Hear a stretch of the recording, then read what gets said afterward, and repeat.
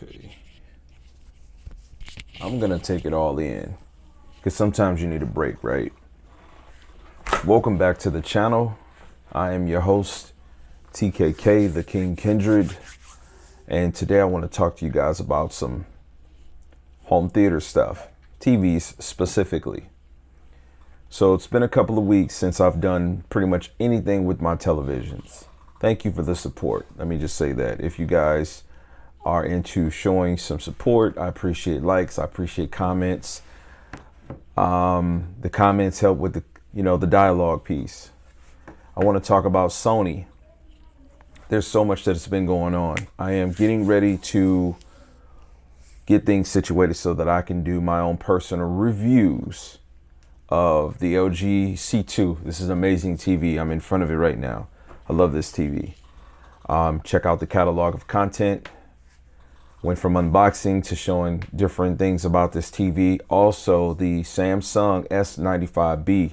Haven't touched that TV in well over 2 weeks. Resident Evil has recently got high frame rate output as well as ray tracing. And so those will be my titles to try that. We're talking about part 2, part 3, and then 7.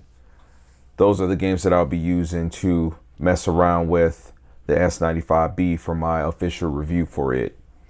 I've said it before, it takes time for reviews to come. So today, however, just wanted to give you guys a summary as to what's to come. I want to talk about Sony. Why are we waiting for this TV? Oh my gosh. So this is going to be a bit of a rant, but I just want to express my opinion. And I want to know what you guys have to think. So if at any point you have something to say about this, I got some Dragon Ball Z chopsticks, man. It's pretty cool, right? Let me not get distracted. So the Sony A95K, first quantum dot OLED from that manufacturer, second quantum dot OLED from a consumer perspective. I am literally disappointed with this TV not being available at this point. Man, I don't want to be one of those guys that will just talk for 15 to 20 minutes about what I assume. But I gotta know, man, is it a chip shortage issue? Is it a quality control concern? What is it? I can tell you guys that I am so eager to try that TV that I am ready. Listen to what I'm about to say. I am ready to dethrone for a temporary time my 77-inch LG C1 OLED, right?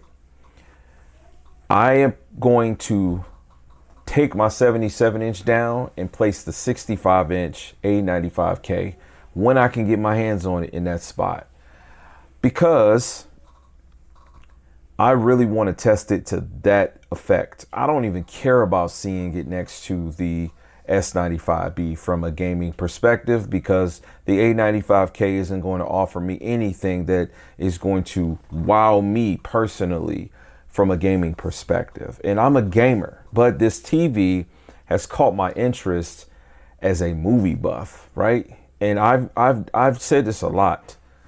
I've told you guys that under any circumstances, under no circumstances, would I get rid of my C1. And it's because of the class of it, the size. 77 is flawless. Right now, in the orientation that I have my television, I have about 10 to 12 feet between my eyesight or my head level to where the screen is. And it has just absolutely been phenomenal watching that TV again. And so I believe the 65 would do well too. Well enough for me to be able to offer some realistic talking points. This TV is going to be my first TV that I am going to look into calibrating myself on a professional level. There's so many different things about this TV that can just bring joy to me, but it's not available. And I just feel so disappointed based on that. Here we are. June. What are we? June 17th, June 18th.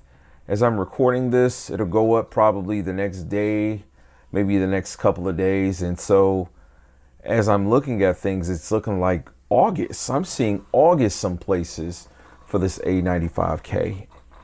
And I really want to know what you guys, you Sony buffs, think. Because I'm no stranger to Sony. You know, we got the A90J last year, man. But why is this taking so freaking long for this TV to come out? It's just beyond me. Now, I have a couple of different TV options that I am currently okay with. Keeping in mind, I just came from a trip out of town. I've been back in my home, in my city right now that I live in, and I've been working for the last week and a half. And so, you know, I needed some time to get away from TV screens, right? You know, but in my time away from them, I've thought so much about this C2. Like, I have such an appreciation for the quality of this TV, the uniformity of just everything. This is a great package. This is an amazing package right here. And as I'm going into retail stores, big box retail stores, I'm seeing a ton of C2s on display. Like, the C1s are coming down. If you guys have not jumped on that C1, man, I made a couple of videos. Maybe I'll card one in just to kind of, you know, play the broken record, take advantage of how good the C1 is before you are forced to buy a C2 because you don't want to buy S95B or A95K, or because you don't want to not have the best gaming TV outside of the S95B, and you will be spending more money. The C1 is so close to the C2, it's just, you'd be foolish to not pull the trigger. Now, if you can't afford it, totally understand that. I respect that with the highest regard. Make positive investments. Make calculated investments when you're buying this stuff. But the C2, to not get off track, is such an amazing TV. I absolutely just love everything that it's given me, all the updates. I haven't had any problems with it, and it's just really good. And so equally, when I go up to my bedroom that not only has a 65-inch LG C9, recently I put up a 13,000 hour image burn video. I will card that in. Check that out. It's a very informative video. I think that will help you get a more realistic look into what you can expect if you are utilizing an OLED. I also have a quantum dot Samsung 55-inch S95B there. And looking at that TV, I am equally impressed.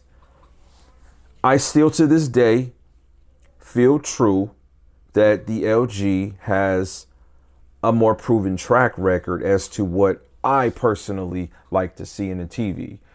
I think it's going to be about 2 to 4 generations before Samsung provides me with a quantum dot that, in my opinion, my own opinion, is going to look more, I'm going to use the word natural. That word gets abused so much, I do understand. Because in all reality, none of the stuff that you see on these TVs when they are modified looks like actual things, right? It's just how warm the image can look and how close to a real life representation to what you would see. And for me, the LG C2 just does such a brilliant job there, man. I just played about 30 minutes of the new Teenage Mutant Ninja Turtles, which, by the way, my gaming channel has just hit 100 subscribers. Thank you. I am at work on trying to build a brand for that and create a realistic plan so that I'm not just throwing out random content. It'll be in the description if you want to support that. Be nice to get to 200 subs, but I'm going to start doing long playthroughs on there. But again, the Teenage Mutant Ninja Turtle Shredder's Revenge, that game just came out yesterday. Amazing game. No, I have not completed it. I do have it on the Nintendo Switch, which it's around here somewhere. I've got it on PC, and it's available on Game Pass. So if you got that, drop your gamer tag. Maybe we can get some games in on that. I am The King Kindred. You can add me. We can get some games in on that. It's a very, very great title. I think pays so much homage to the original arcade and SNES and Genesis titles. But playing that game on this TV, and it's not like the most graphically demanding game, it looked really good. I just love the way the colors looked, man. And then I went and played it on my Samsung, which I do have with a nice soft calibration. I've got a nice warm setting on it. And the colors look amazing, but they just look different. I think different is the term we need to use. We need to use the term different. Saying overly saturated, saying unrealistic, saying all of these different things, I just think is a poor representation of what it actually is. The Samsung just looks different. They both look marvelous, but it looks different. And this, I say again, is exactly why I want to try the Sony, because I feel like the Sony is going to be a perfect mix between the two. But it won't give you the gaming input latency. It won't give you the HDMI ports, man. So we're just not in a perfect world. And that's ultimately what it comes down to, right? But what do you guys think, man? You know, what do you think? You know, I'm back to doing these videos. We're going to be posting pretty much every other day, if not daily, thoughts and things of that sort. You can get ready for some more gaming content. I've got to get a full review out of the LG C2. If you guys got questions about the purchases, things of that sort that you can make, go ahead and leave them in the comment section down here.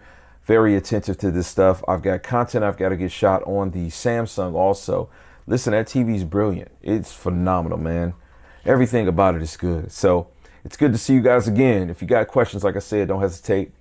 Check out the catalog, catch up on some things. I got some other projects like the Arcade Big Blue system that's going on. I got a new Plexi cut for that, but I'm going to catch you guys on the next one. Max love.